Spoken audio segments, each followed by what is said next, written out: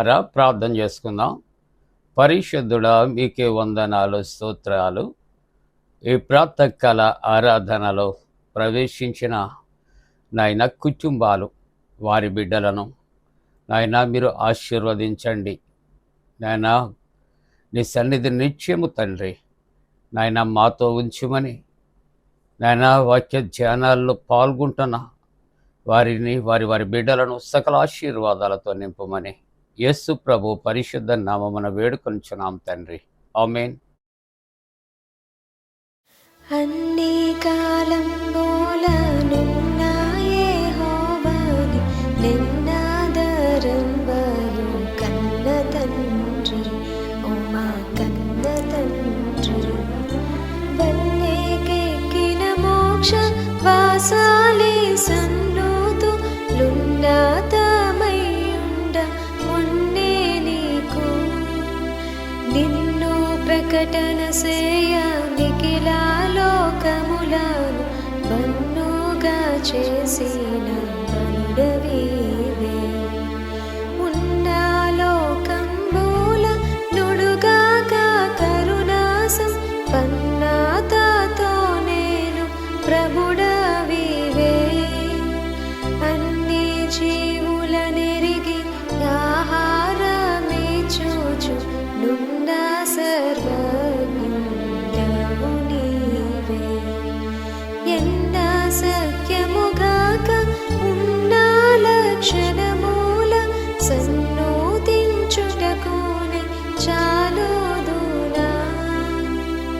కారుణ్యనిధి నీవు, కఠినాత్ముడను నేను, భూరిశుద్ధుడవీవు, పాపినేను. సారా భాగ్యుడవీవు, జగతిలో నాకన్న దారిద్రుడే లేడు తరచి చూడా. సారా సద్గుణమూల సంపన్నుడవు నీవు, ఘోర దుర్గుణ సంచారి నేను. ఏ రీతి స్తుతింతు, ఏ రీతి సేవింతు, నేరమున్నక ప్రోవ నెరనమ్మితి.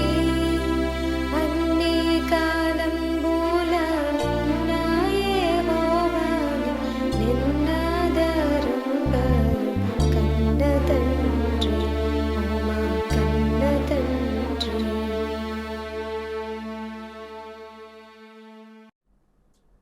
ప్రియులారా, ప్రభు పేరట మీకు శుభాలు తెలియజేస్తూ ఉన్నాం. జన్మదినాలు, వివాహ దినాలు జరుపుకుంటున్న కుటుంబాలకు యేసుక్రీస్తు ప్రభు పరిశుద్ధ నామమున పండు friends and sisters YouTube channel ద్వారా మీకు శుభాలు అందచేస్తూ ఉన్నాం. దేవుడు మిమ్మలను దీవించునుగాక. మంచిదండి, మీరంతా క్షేమంగా ఉన్నారు కదా. సంతోషంగా, ఆనందంగా ఉన్నవారు దేవునికి వందనాలు చెల్లిందాం.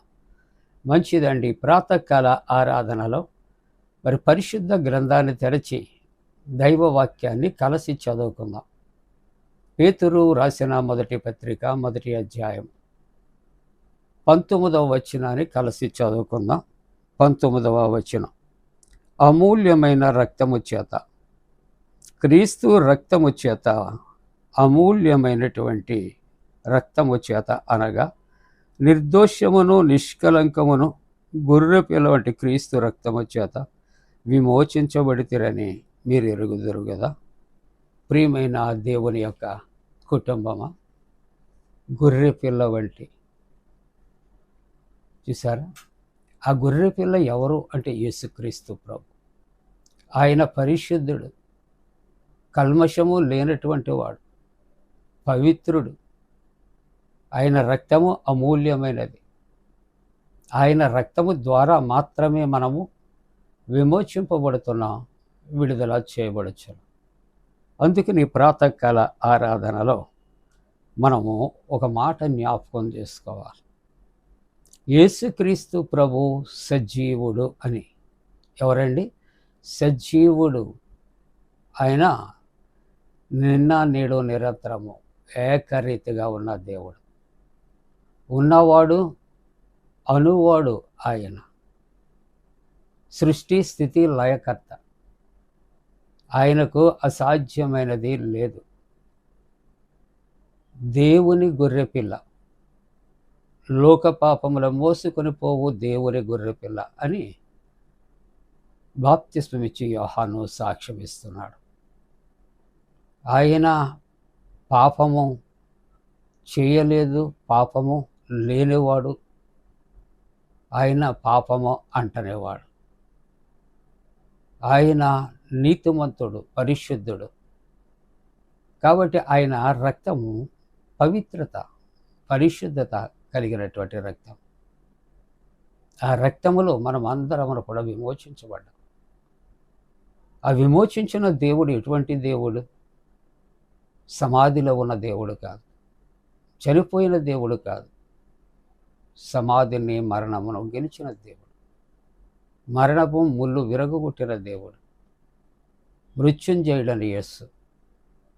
అందుకని యోబు గ్రంథములో భక్తుడు 19వ అధ్యాయం 25వ వచనంలో అంటాడు, అయితే నా విమోచకుడు సజీవుడని చెప్తారా? అయితే నా విమోచకుడు సజీవుడని ఎవరంటున్నారండి మాటలు? యోబు గ్రంథములో, పరిశుద్ధ గ్రంథములో యోబు సాక్ష్యం ఇస్తున్నాడు క్రీస్తు ప్రభు కొరకు.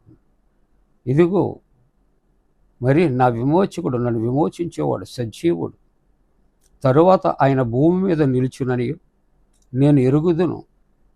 ఆయన భూమి మీద నిలిచిన నేను ఎరుగుదును, ఎందుకంటే ఆయన సజీవుడు, ఆయన బ్రతికున్నాడు, ఆయన లోకాన్ని బ్రతికించాడు. అలాగే తన ప్రియులను బ్రతికించినటువంటి దేవుడు, విమోచించిన దేవుడు. కాబట్టి యోబు గ్రంథం 19వ అధ్యాయం 14వ వచనములో, యెహోవా నా ఆశ్రయదుర్గమా, నా విమోచకుడా, నా నోటి మాటలు, నా హృదయ ధ్యానం నీ దృష్టికి అంగీకారమగునుగాక.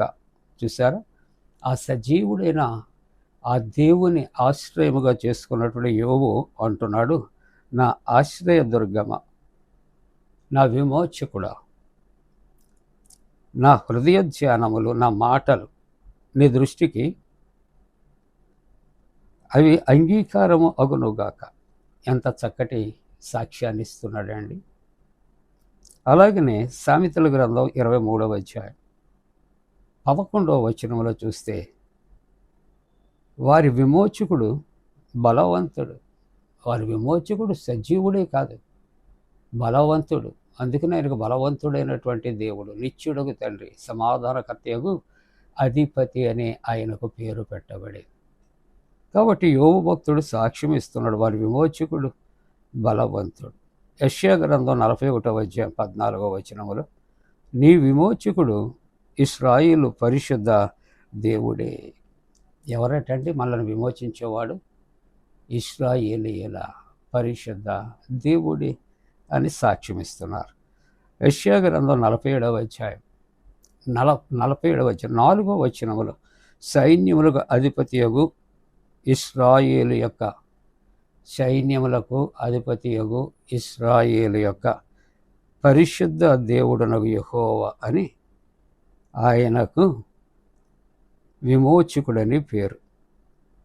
చూసారా ఎంత చక్కటి మాట? సైన్యములకు అధిపతియగు ఇశ్రాయేలు యొక్క పరిశుద్ధ దేవుడనగు యెహోవా అని మా విమోచకునికి పేరు.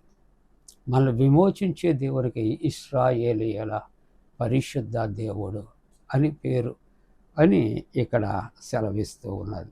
కాబట్టి మన జీవితాల్లో ఆ పరిశుద్ధమైన, నిష్కలంకమైన గొర్రె పిల్ల వంటి ఆ యొక్క పరిశుద్ధ రక్తములో మనం విమోచించబట్టానికి కలిగిన ఏకైక కారణం, మన విమోచకుడు సజీవుడయ్యున్నాడు. ఆయన విడిపించగలిగిన శక్తిమంతుడిగా ఉంటూ ఉన్నాడు.